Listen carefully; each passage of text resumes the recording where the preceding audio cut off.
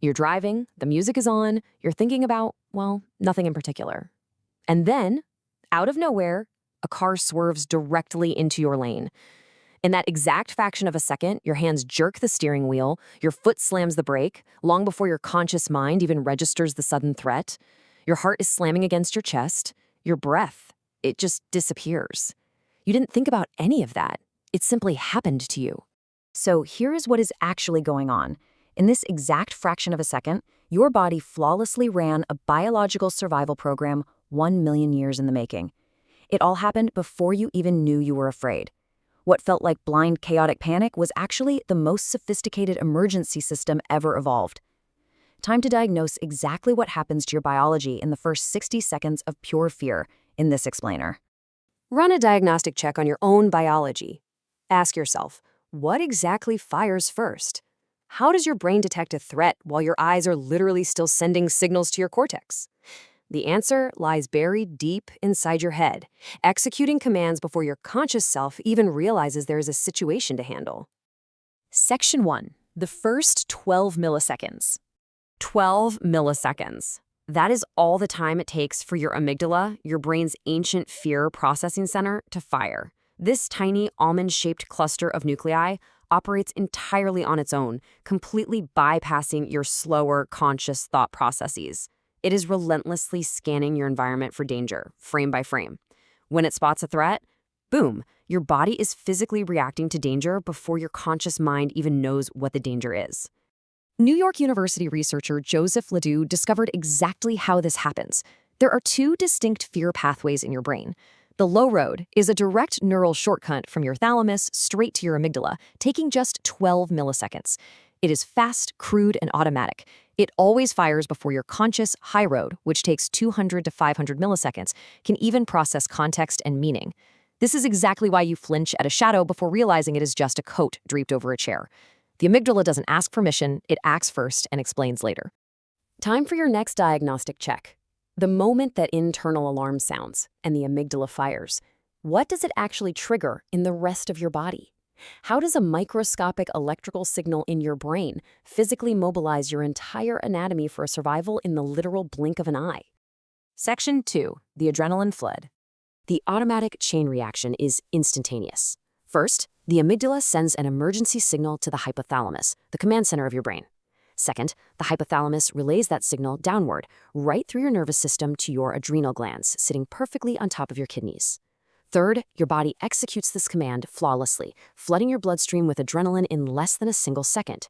This adrenaline, or epinephrine, acts as your body's ultimate, high-octane emergency fuel, instantly unlocking dormant reserves of energy.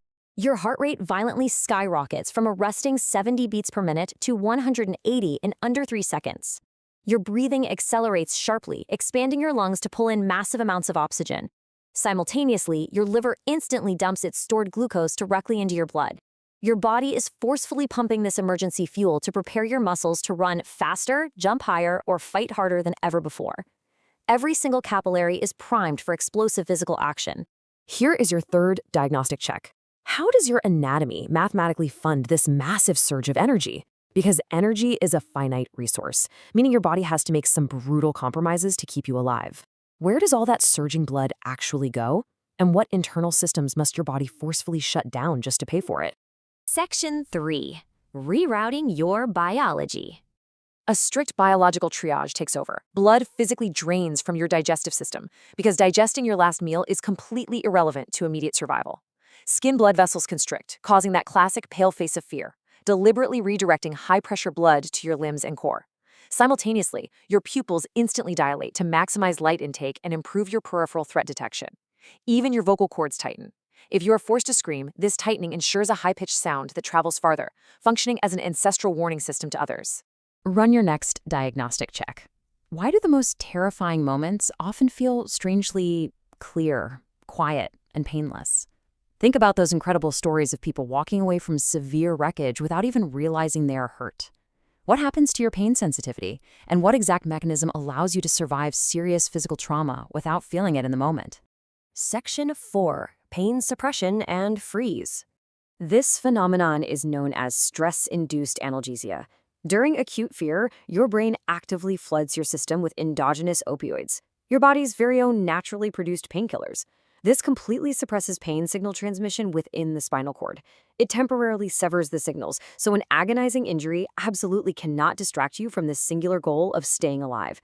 This is exactly why combat medics routinely document soldiers feeling zero pain until hours after sustaining a severe wound. The brain simply decides that feeling pain is a luxury you cannot currently afford. But what if running or fighting is simply impossible? Well, you rely on a third option, parasympathetic freeze. If escape fails, your parasympathetic nervous system slams the brakes and activates a deliberate freeze response. Your body locks up, your breathing becomes incredibly shallow, and movement entirely stops. Now, this isn't weakness and it isn't paralysis. It is a highly calculated evolutionary strategy to lower your heat signature, silence your movements, and make you practically invisible to a predator hunting by sight and sound. Now on to your final diagnostic check. What happens in your biology in the minutes after the threat passes? Why do you feel so incredibly terrible, maybe even violently shaking, once the car is safely pulled over and you are finally out of danger? The threat is gone, yet your body feels worse than it did during the actual event. Section 5. The cortisol crash. Look at the timeline.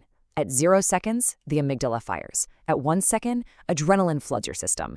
At 3 seconds, your heart rate peaks. But while adrenaline spiked instantly, your cortisol levels take 15 to 20 minutes to peak. Cortisol is the secondary, heavy-hitting stress hormone. This delayed peak is exactly what causes the violent physical crash, the shaking hands, and this sudden wave of nausea you feel only after surviving a scare. Your body is finally paying the metabolic bill for the energy it just spent. The crash is literally the biological receipt for your survival. Stanford University researcher Robert Sapolsky points out an alarming consequence of this chemical cocktail. Chronic activation of the fear response physically damages the hippocampus, actually shrinking its volume over time. If your environment constantly signals threat, even without real physical danger, sustained cortisol exposure literally shrinks the memory and learning centers of your brain.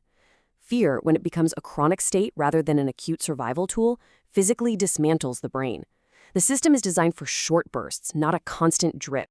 Furthermore, University of Southern California researcher Antonio Damasio proved these extreme physiological reactions leave permanent marks. His somatic marker hypothesis demonstrates that past fear experiences leave physical body memories, fundamentally altering how your body responds to future threats. This happens totally independent of conscious recall. Your physical nervous system remembers the trauma, tightening your chest or spiking your heart rate, even when your conscious mind tries to completely forget it. The body keeps the score, mapping out future survival routes based on past terror. Return to that opening fraction of a second. You are driving, the music is on, and then a car swerves. But now, the swerving vehicle misses you entirely, and you are sitting completely safe in your car, gripping the wheel, listening to the quiet hum of the engine. The event is over as quickly as it began. What you felt as panic was actually the most sophisticated biological emergency system ever evolved. Everything your body did was a perfect ancestral masterclass encoded into your biology. It saved your life before you even decided to save it. You survived because of a universal biological program running silently beneath the surface, seamlessly bridging the gap between danger and conscious thought. Consider this final thought. If your biology can seamlessly execute a 1 million-year-old survival program in just 60 seconds, entirely without your permission, what other invisible, ancient system